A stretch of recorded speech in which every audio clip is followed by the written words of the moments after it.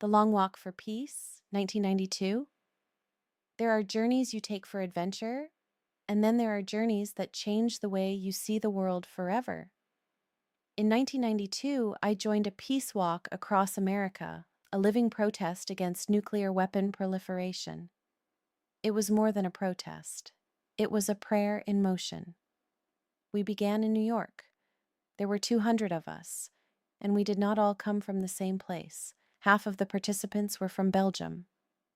The walk was organized by Voor Moeder Aarde, for Mother Earth, an environmental organization that brought us together across cultures, languages, and backgrounds with one shared purpose: to stand for life and for the earth.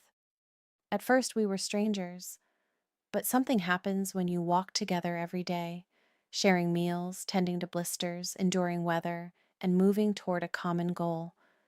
We became a community, a moving village bound by purpose.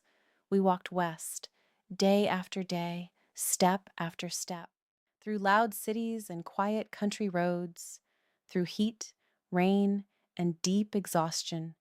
Life became simple: walk, rest, eat, sleep. And in that simplicity, something profound began to unfold. Time slowed down. We noticed everything: the rhythm of breath, the changing light, the strength that rises when you think you have nothing left. But what made the journey truly sacred was who we walked with along the way. We walked in solidarity with the American Indian movement, staying on reservations across the country.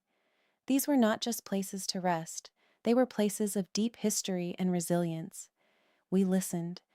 We heard stories of land, ancestors, and survival. Stories of the real impact of nuclear testing on people and sacred Allard. And we didn't just listen, we participated. We joined protests, raising our voices for peace and for the protection of the earth. Standing together, we felt the power of collective intention. We were also invited into Native ceremonies, spaces of reverence, prayer, and connection.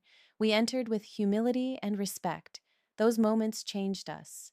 The walk became more than a physical journey, it became spiritual. Every step became a prayer, not just for the absence of war, but for a deeper peace between people, with the earth, and across generations. After 10.5 months, we reached the Nevada test site, a place marked by nuclear history.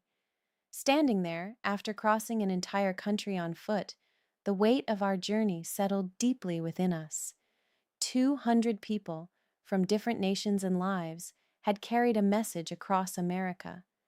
Not through speeches, but through presence, through persistence, through walking. And we learned something simple and powerful. Change doesn't always come from one big moment. Sometimes it comes from showing up again and again, step by step, together. The walk ended, but the journey stayed with us. Because once you've walked that far for something meaningful, you never walk the same way again.